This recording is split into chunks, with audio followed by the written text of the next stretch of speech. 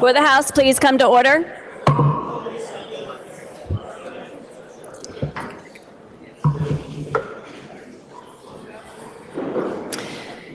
In lieu of a devotional today, please join me in a moment of silence.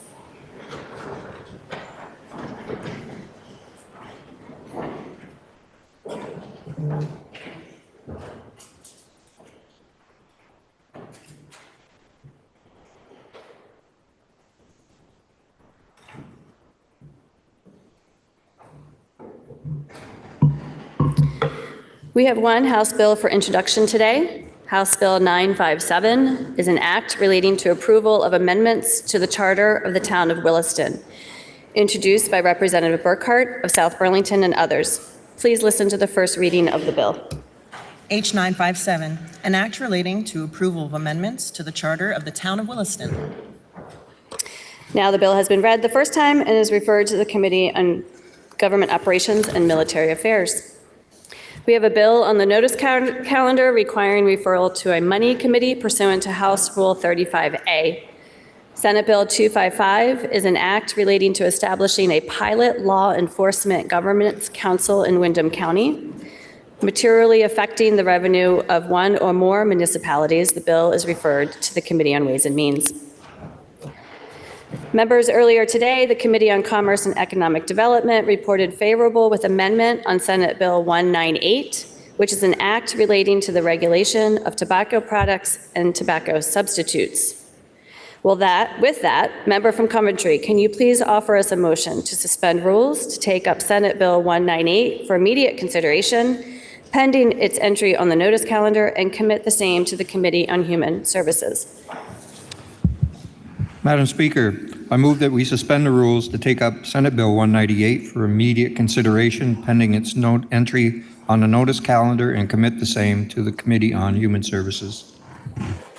The member from Coventry moves that we suspend our rules to take up for immediate consideration pending its entry on the notice calendar Senate Bill 198, which is an act relating to the regulation of tobacco products and tobacco substitutes, and commit the same to the Committee on Human Services.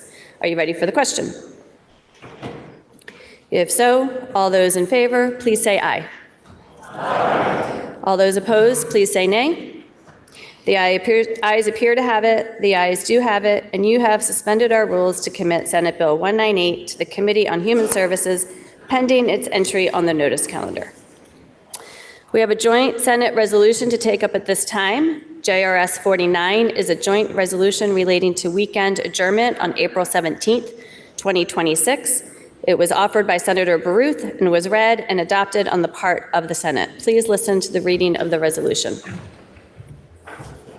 JRS 49, joint resolution relating to weekend adjournment on April 17th, 2026. Resolved by the Senate and House of Representatives that when the two houses adjourn on Friday, April 17th, 2026, it be to meet again no later than Tuesday, April 21st, 2026. Now you have heard the reading of the resolution, and the question is, shall the House adopt the resolution in concurrence? Are you ready for the question? If so, all those in favor, please say aye. Aye. All those opposed, please say nay. The ayes appear to have it, the ayes do have it, and the resolution is adopted in concurrence. Are there any announcements? Member from Westminster. Thank you, Madam Speaker. I have a guest in the balcony today who is my intern this year from UVM. Her name is Samantha Teal. She's originally from Seattle, but her dad is from Vermont, and she loves Vermont, so we're hoping she's going to come back here for graduate school. She's a political science and environmental science student right now, but is thinking to go on to graduate school, perhaps in the field of law in the future. Will the guest of the member from Westminster please rise to be recognized?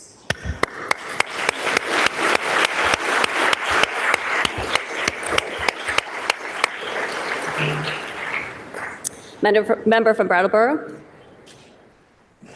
Thank you, Madam Speaker. We have planned an art social for tomorrow in the cafeteria from 4 to 5:30.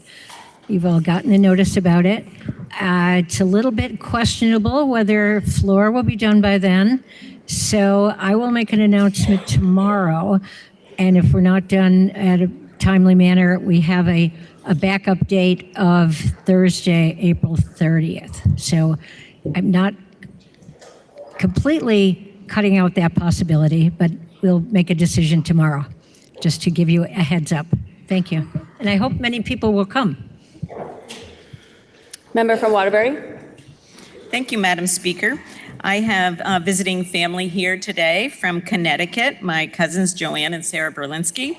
My cousin Joanne has literally raised thousands of dollars for the fight against Parkinson's disease and many other charitable organizations in her community and in the state of Connecticut. And my young cousin Sarah is a political intern for a candidate in Connecticut. So please welcome them. They're sitting in the balcony.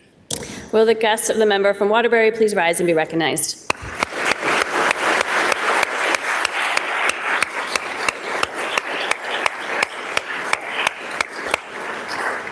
Are there any other announcements?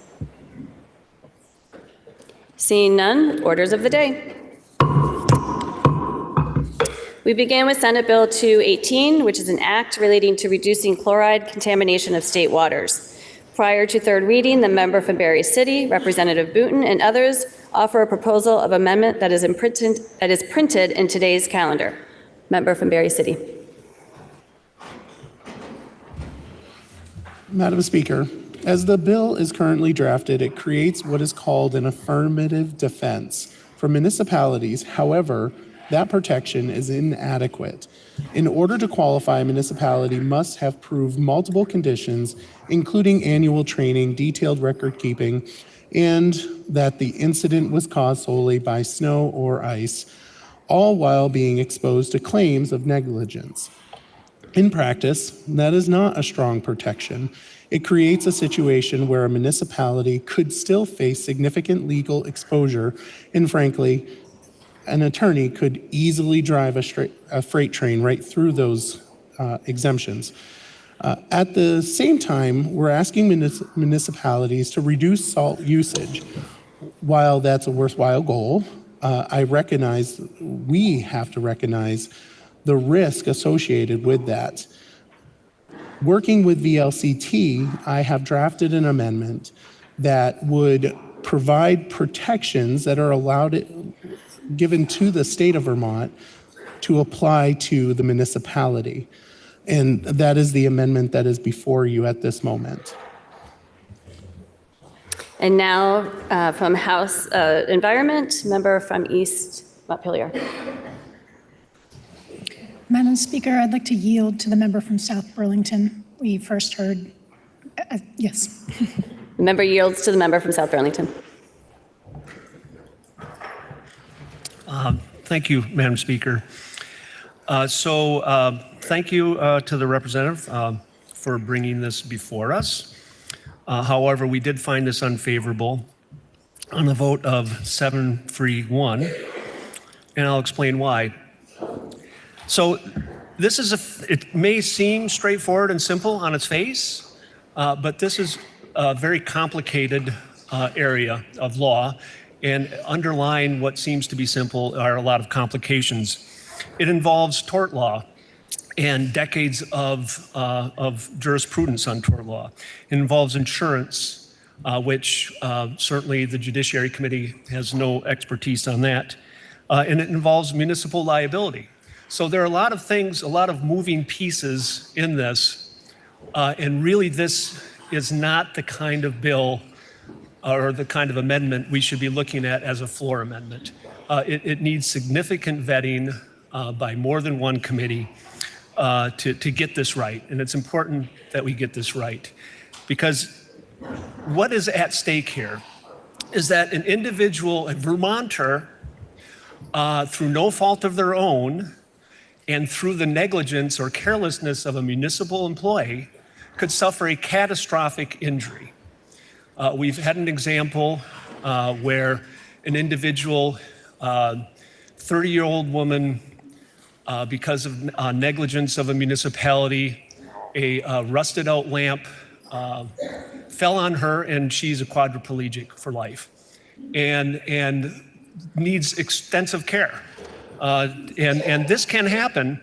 It does not happen, thankfully, very often, but there are times when there can be negligence, carelessness on the part of state actors or municipal employees that can lead to catastrophic consequences. And it is not clear under this amendment whether an individual in that situation will get the support that they need from primarily an insurance company. And if they don't get that kind of support from insurance company, the state, in one way or another, is going to be stuck with the bill. We did not hear, on the other hand, on the other side of this equation, that this amendment is going to provide any savings for municipalities. It doesn't have a significant impact on the type of liability that they might face. So on the one hand, we have the potential for a Vermonter, through no fault of their own, being seriously injured and not being able to get the compensation that they deserve, on the one hand, and on the other hand, we have no evidence that there would be any savings through this amendment. So we ask the body to find this amendment unfavorable. If we need to look at it more, it needs a lot more vetting, and we have to keep in mind what really is at stake here. I appreciate it. Thank you. And now the member for House Environment, member from East Montpelier. Thank you, Madam Speaker. I'll just say that our committee also heard from the representative from Perry City and appreciates listening and considering the amendment. We found that currently municipalities already are taking training to reduce salt and are reducing salt usage based on that training with no liability protections. And this bill does support municipalities who opt into a certification program with best management practices for that salt reduction with an affirmative defense to limit their liability. So we voted to find the amendment unfavorable on a vote of 10-1-0. Members, after conferring with leadership, House Democrats will be caucusing in room 11. House Republicans and Progressives will not be caucusing, and the House will stand in recess until the fall of the gavel at